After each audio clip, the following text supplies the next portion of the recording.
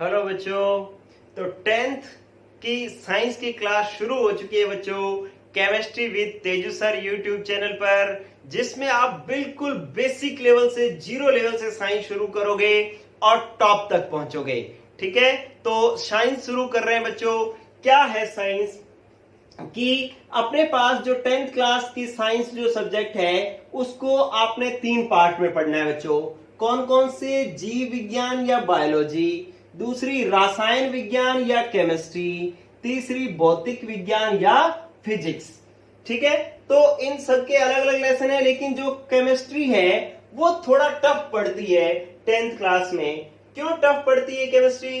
क्योंकि इसके फॉर्मूले याद नहीं होते, रिएक्शंस नहीं याद होती, परमाणु क्या होते हैं, किस तरीके से इलेक्ट्रॉन का आदान प्रदान करते हैं वो नहीं याद होता, इसलिए केमिस्ट्री टफ पड़ती है। तो शुरू हम केमिस्ट्री के ही बेसिक से कर रहे हैं। ठीक है बच्चों, तो अपने पास जो टेंथ के अंदर केमिस्ट्री के जो सब्जेक्ट हैं, जो लेसन हैं, वो है पहला लेसन है 10वीं के अंदर दैनिक जीवन में रसायन। ठीक है, केमिस्ट्री इन डेली लाइफ। ठीक है, केमिस्ट्री इन डेली लाइफ, दैनिक जीवन में रसायन, रासायनिक अभिक्रियाएं एवं उत्प्रेरक, केमिकल रिएक्शंस एंड कैटलिस्ट। तो ये जो आपका दूसरा लेसन है केमिस्ट्री के अंदर। तीसरा जो है परमाणु सिद्धांत एवं तत्वों का आवर्ती वर्गीकरण एवं गुणधर्म, यह हमारा तीसरा लेसन है।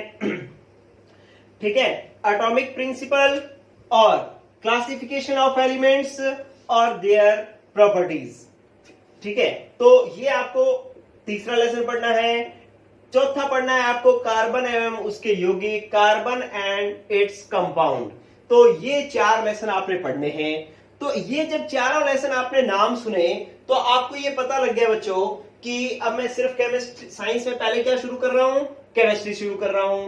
केमिस्ट्री में ये 4 लेसन हैं। इन चारों लेसन को पढ़ने के लिए हम किस किस चीज की बेसिक की जरूरत पड़ेगी तो वो मैं आपको बताता हूं। इधर देखो, अगर आपको दैनिक जीवन में रसायन पढ़ना है तो आपको इसके अंदर क्या क्या पता होना चाहिए? कैसे पता लगेगा दैनिक जीवन में रसायन क्या आएगा इसके अंदर? जैसे आपको कह देगा कि बताओ सोडियम हाइड्रोक्साइड का क्या यूज है, ठीक है, ब्लीचिंग पाउडर का क्या यूज है, प्लास्टर ऑफ पेरिस का क्या यूज है, ठीक है, जिप्सम का क्या यूज है। तो ये सब जो है इनके हम उपयोग पढ़ेंगे।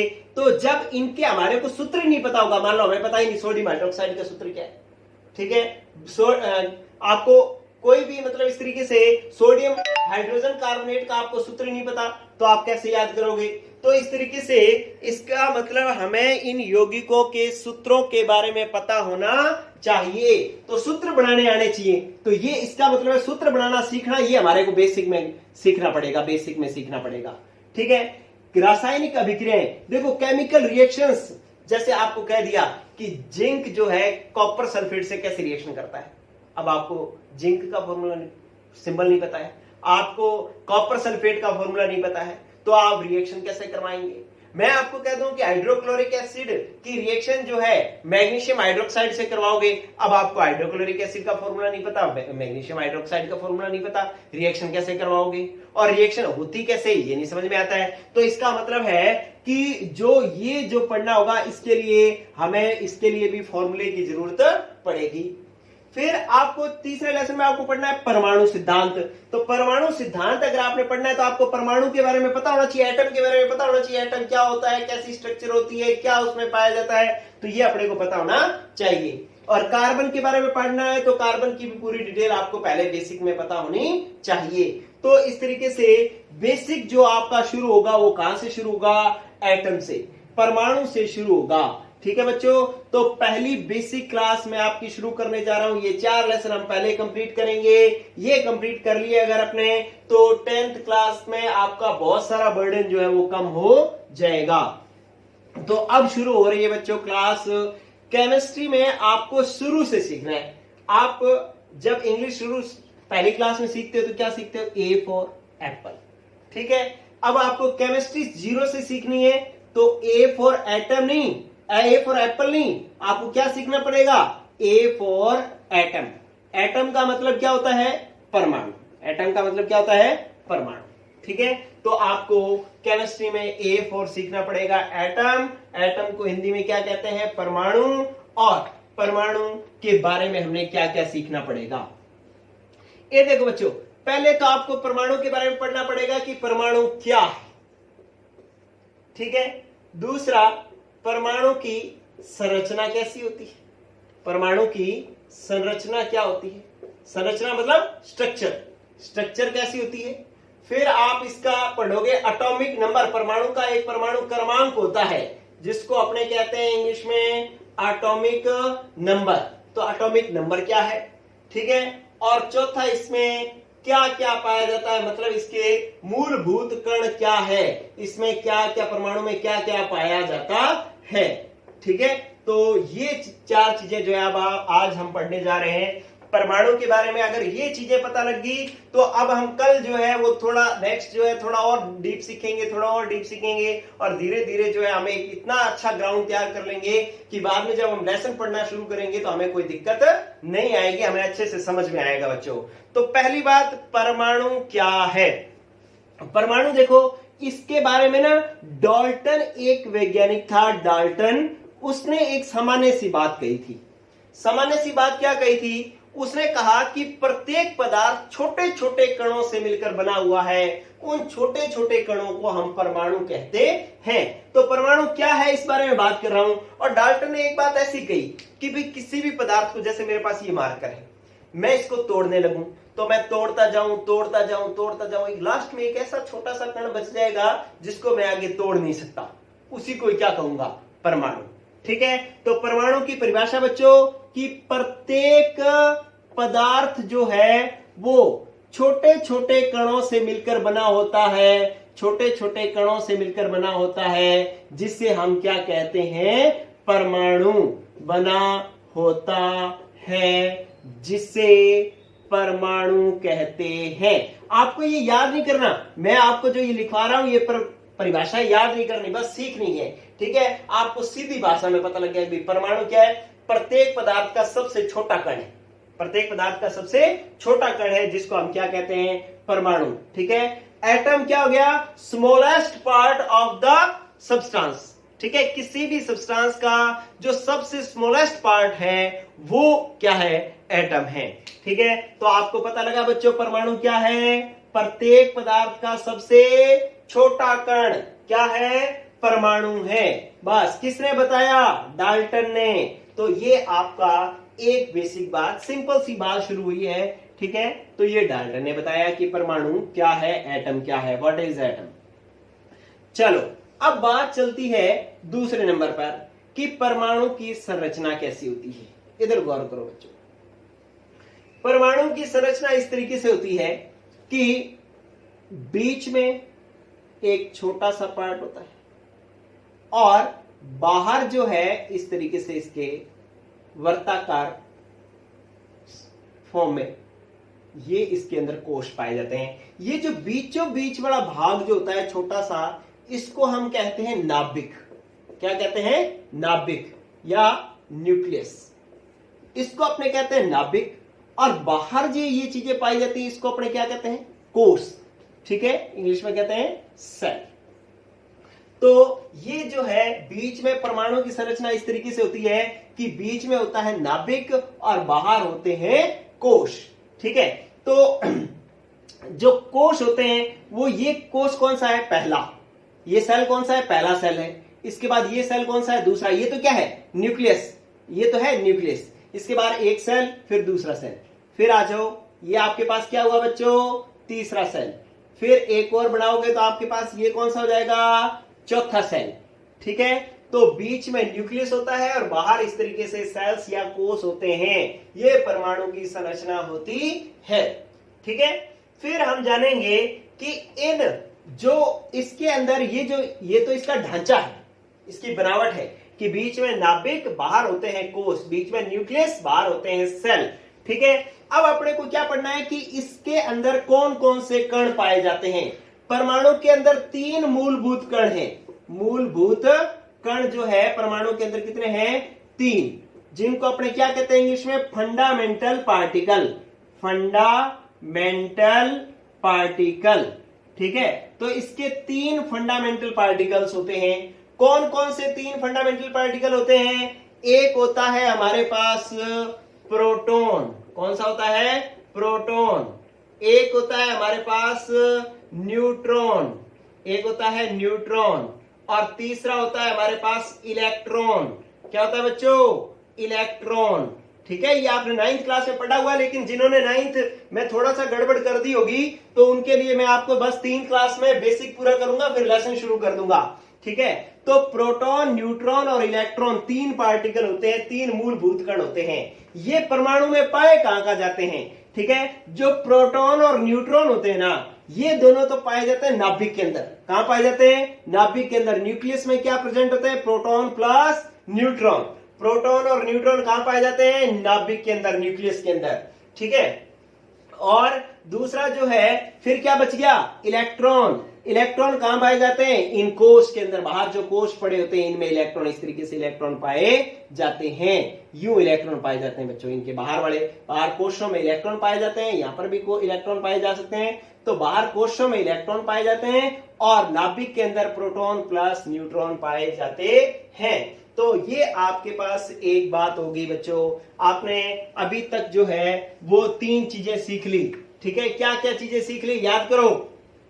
आपने एक चीज सीख ली कि परमाणु क्या होता है। आपने रटना तो है ही नहीं, आपने याद नहीं करना। मैंने आपको बताया कि सिर्फ आपको बस बेसिक कंसेप्ट पता होना चाहिए। भाई किसी भी पदार्थ का, किसी भी सब्सटेंस का सबसे स्मॉलेस्ट पार्ट, सबसे छोटा भाग जो होगा वो परमाणु का। फिर आपने सीखा कि इसकी संरचना, स्ट्रक्चर कैसे होती है। स्ट्रक्चर होती है कि बीच में न्यूक्लियस होता है और बाहर क्या होते हैं? सेल। बाहर क्या होते हैं? सेल, कोश होते हैं। ठीक है, और इसके अंदर 3 कण पाए जाते हैं जिनको अपने फंडामेंटल पार्टिकल या मूलभूत कण कहते हैं। कौन कौन से होते हैं? प्रोटॉन, न्यूट्रॉन और इलेक्ट्रॉन। प्रोटॉन और न्यूट्रॉन इसके कहां पाए जाते हैं? इस न्यूक्लियस के अंदर। इलेक्ट्रॉन कहां पाए जाते हैं? बाहर कोशों के अंदर। ठीक है, तो ये 2 बातें आपने, 3 बातें आपने सीख ली। चलो बच्चों, अब जो प्रोटॉन होता है, प्रोटॉन, ये देखो अब चौथी बात आप सीख रहे हो। प्रोटॉन, प्रोटॉन को P से प्रदर्शित करेंगे और प्रोटॉन पर जो चार्ज होता है, क्या? चार्ज। चार्ज मतलब आवेश, कि इस पर आवेश जो होता है वो प्लस आवेश होता है, धनात्मक आवेश होता है, पॉजिटिव चार्ज होता है। जो न्यूट्रॉन होता है, न्यूट्रॉन, इसको N से प्रदर्शित करेंगे और इस पर कोई चार्ज नहीं होता, 0 होता है, ये न्यूट्रल होता है। फिर क्या बच गया आपके पास? इलेक्ट्रॉन। इलेक्ट्रॉन को आप किससे रिप्रेजेंट करेंगे? E ऊपर लगा देंगे माइनस। इस पर कौन सा चार्ज होता है? नेगेटिव चार्ज होता है। ठीक है, तो प्रोटॉन पर पॉजिटिव चार्ज होता है। देखो ये प्रोटॉन, इस पर प्लस चार्ज है, ये लो, ये प्लस है। न्यूट्रॉन पर कोई चार्ज नहीं, इलेक्ट्रॉन पर माइनस चार्ज है। तो न्यूक्लियस के अंदर क्या हो गया? प्लस और 0। प्लस और न्यूट्रल क्या बन जाएगा? दोनों को जोड़ोगे तो क्या बनेगा? प्लस। ठीक है, तो इसका मतलब न्यूक्लियस में कौन सा चार्ज होता है? प्लस। ठीक है, प्लस आवेश, पॉजिटिव चार्ज जो है वो न्यूक्लियस के अंदर होता है। और माइनस चार्ज कहां पर होता है? बाहर कोशों के अंदर माइनस चार्ज होता है, माइनस आवेश बाहर कोशों के अंदर होता है। ठीक है, तो आपको बस अपने अंदर ही सोचना है, अरे वाह, ऐसे बना लेना है, ऐसे ऐसे अपने आप सोचना है कि ये परमाणु है, ये पूरा परमाणु है। बीच बीच में क्या है? नाभिक, न्यूक्लियस। उस न्यूक्लियस के अंदर क्या? प्रोटॉन और न्यूट्रॉन।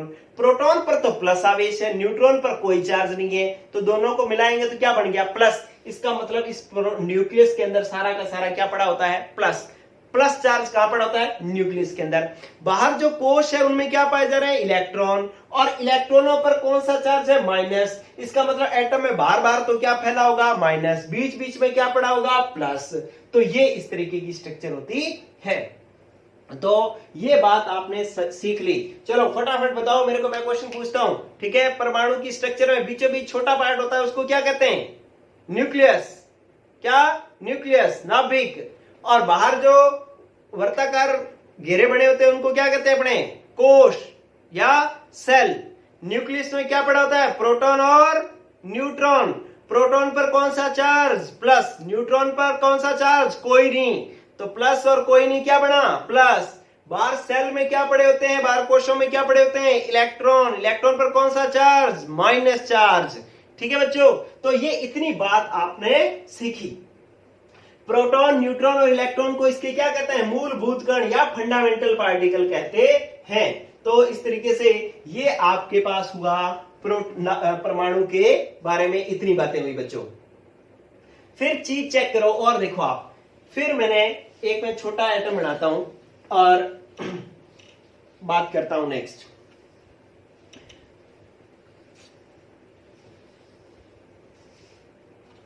ये देखो आपके पास अब एक चीज मैं सिखा रहा हूं, कौन सी?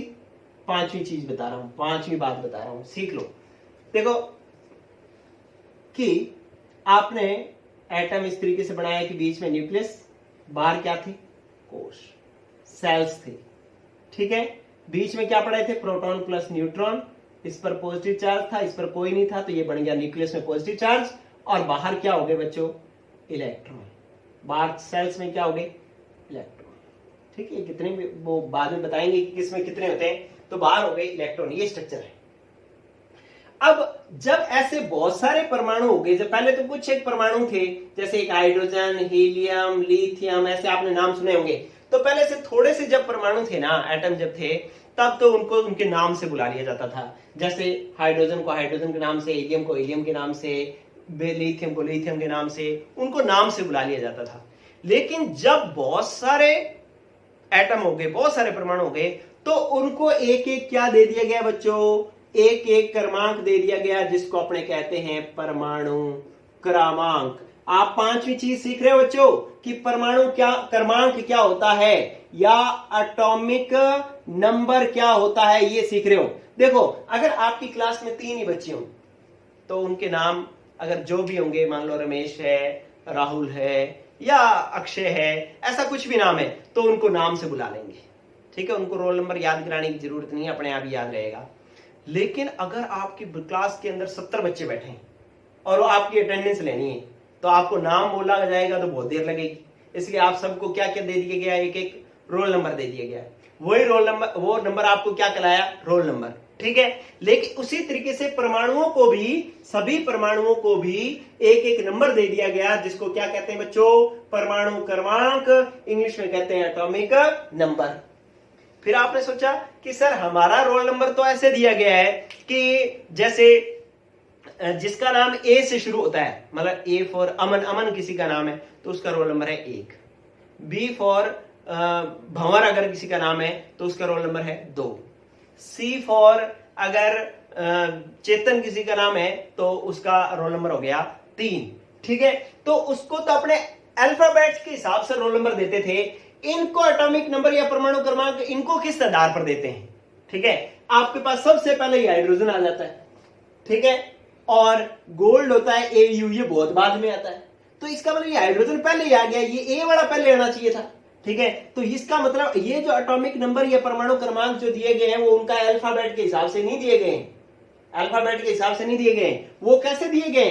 वो दिए गए हैं, परमाणु क्रमांक दिए गए हैं बच्चों, उसमें उपस्थित प्रोटॉनों की संख्या के आधार पर, प्रोटॉनों की संख्या के आधार पर। एटॉमिक नंबर किसके बेस पर दिए गए हैं? नंबर ऑफ प्रोटॉन्स के बेस पर दिए गए हैं बच्चों।